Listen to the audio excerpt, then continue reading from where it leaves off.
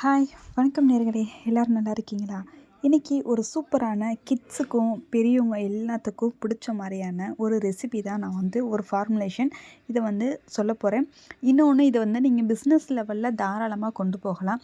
வீட்டில் இருந்து ஒரு ப்ரீமியம் குவாலிட்டியில் ஒரு பிராண்டடாக ஒரு ஃபுட் பிஸ்னஸ் பண்ணணும், நல்ல ஒரு யூனிக்காக பண்ணணும், கிட்ஸுக்கு பிடிக்கணும் இப்படின்ற ஒரு பிஸ்னஸ் சூஸ் பண்ணிங்கன்னா இதை சூஸ் பண்ணுங்கள். இது ரொம்ப நல்லாயிருக்கும்.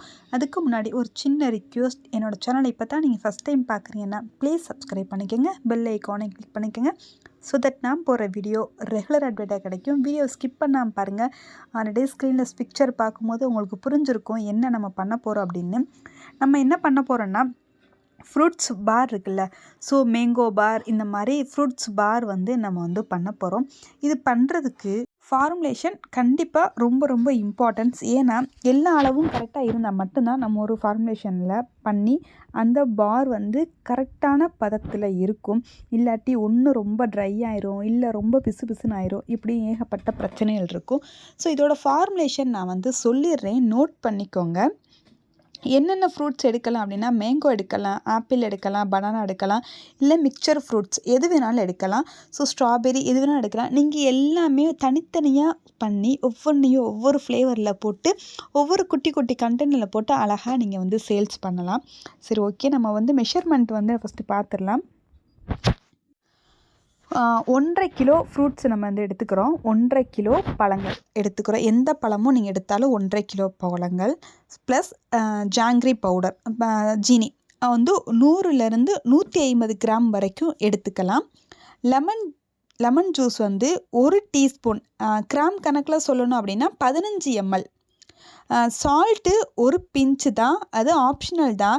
ஏன் சால்ட்டு போடுறோம் அப்படின்னா, சுகரோட கண்டென்ட்டை தூக்கி கொடுக்கும். எப்போவுமே நம்ம ஒரு ஸ்வீட் செய்யும்போது ஒரு பிஞ்சு சால்ட்டு போட்டிங்கன்னா சுகரோட கண்டென்ட்டு இன்னும் கொஞ்சம் நல்லாவே லெவல் கொடுக்கும். ஸோ இதான் மெஷர்மெண்ட், இதை நோட் பண்ணிக்கோங்க. இப்போ நம்ம என்ன பண்ணணும், எப்படி பண்ணுறது அப்படின்னா, ஃபஸ்ட்டு நம்மளுக்கு தேவையான ஃப்ரூட்ஸ் எல்லாம் எடுத்து வாஷ் பண்ணி கட் பண்ணி எடுத்து வச்சுக்கணும். இதை கொஞ்சம் ஹைஜீனிக்காக பண்ணுங்கள். நீங்கள் ஒரு ப்ரீமியமாக குவாலிட்டியாக கொண்டு போகிறீங்கன்னா கண்டிப்பாக ஹைஜீனிக்காக பண்ணுங்கள். எல்லாத்தையும் நம்ம மிக்சரில் போட்டு பல்ஸை ஃபுல்லாக, அந்த ஃப்ரூட்ஸோட பல்ஸ் இருக்குல்ல, எல்லாத்தையும் நம்ம அரைச்சி ஒரு ஜாம் மாதிரி எடுத்துக்கலாம்.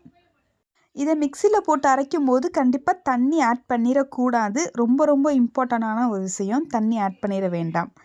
அடுத்து நம்ம என்ன பண்ண போகிறோம் அப்படின்னா, இந்த பழத்தெல்லாம் லோ ஃப்ளேமில் குக் பண்ண போகிறோம். ஸோ நீங்கள் குக் பண்ணுறதுல தான் இருக்குது இதோட கன்சிஸ்டன்சி கரெக்டாக வர்றதுக்கு.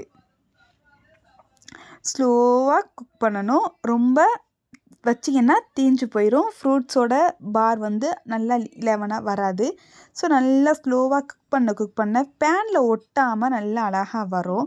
அப்போ உங்களுடைய சுகர் பவுட்ரு இருக்கு இல்லையா, அதையும் நீங்கள் போட்டுடலாம். சுகர் பவுட்ரு ஆட் பண்ணிவிட்டு அதுவுமே நல்லா மிக்ஸ் ஆகிட்டு பேனில் ஒட்டாமல் அழகாக ஒரு அல்வா பதத்துக்கு வரும். இப்போது லெமன் ஜூஸ் ஆட் பண்ணிடுங்க, ப்ளஸ் ஒரு பிஞ்சு உப்பு, எல்லாத்தையும் நல்லா ஆட் பண்ணிவிட்டு வச்சிங்கன்னா ஒரு அல்வா பதத்துக்கு வந்துடும். இந்த பதத்தை நீங்கள் உங்களுக்கு தேவையான ட்ரையரில் நம்ம பட்டர் ஷீட் இருக்கு இல்லையா, பட்டர் ஷீட் போட்டுக்கலாம், இல்லை மாவு எது வேணாலும் போட்டுக்கலாம். சுகர் பவுடர் ஆட் பண்ணிக்கலாம். ஸோ உங்களுக்கு எது தேவையோ அதை ஆட் பண்ணிவிட்டு இந்த ஃப்ரூட்ஸை அந்த ட்ரேயில் ஊற்றி வச்சுருங்க. ஓவர் நைட்டு அப்படியே விட்டுருங்க.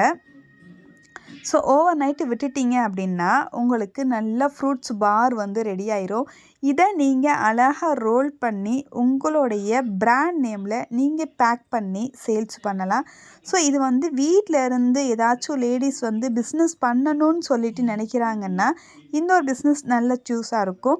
உங்கள் ஊரில் பழங்கள் கிடைக்கும், மொத்த மார்க்கெட்டில் கிடைக்கும், சீப் அண்ட் பெஸ்ட்டாகவே இருக்கும். ஹோல்சேலாக வாங்கினீங்கன்னா நீங்கள் அதை வாங்கி இந்த மாதிரி ஃப்ரூட்ஸு பார் ரெடி பண்ணி விற்கலாம்.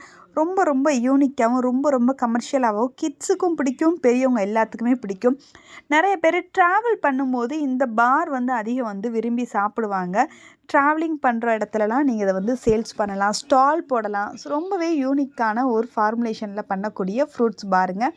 ஸோ உங்களுக்கு இந்த வீடியோ பிடிச்சிருக்குன்னு நினைக்கிறேன். இது ஒரு டீட்டெயிலாக நான் சொல்லியிருக்கேன். இல்லை எனக்கு இன்னமும் இதில் டீட்டெயிலாக வேணும் அப்படின்னு நினச்சிங்க அப்படின்னா ஸ்க்ரீனில் தர நம்பருக்கு வாட்ஸ்அப் பண்ணுங்கள். எல்லாமே நம்ம கிளாஸ் கொடுத்துக்கிட்டு இருக்கோம். ஸோ இதுக்கும் உங்களுக்கு கிளாஸ் இருக்குது. ஆல்ரெடி நான் ஃபார்முலேஷன் சொல்லிட்டேன். நான் சொன்னதான் ஃபார்முலேஷன். அதை கரெக்டாக நீங்கள் ப்ரிப்பரேஷன் பண்ணினீங்க அப்படின்னா கரெக்டாக வரும்.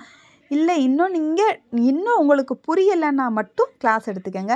ஆக்சுவலாக புரிஞ்சிருச்சு அப்படின்னா தேவையில்ல. இவ்வளோ தான் ஃபார்முலேஷன். ட்ரை பண்ணி பார்த்துட்டு எப்படி இருந்துச்சுன்னு கமெண்ட் சொல்லுங்கள். அடுத்து உங்களுக்கு எதை பற்றி தெரிஞ்சுக்கணும் அப்படின்றதையும் கமெண்ட் பண்ணுங்கள். கண்டிப்பாக நான் அதுக்கான ஃபார்முலேஷன் எல்லாமே உங்களுக்கு அப்லோட் பண்ணுறேன். Thank you for the watch.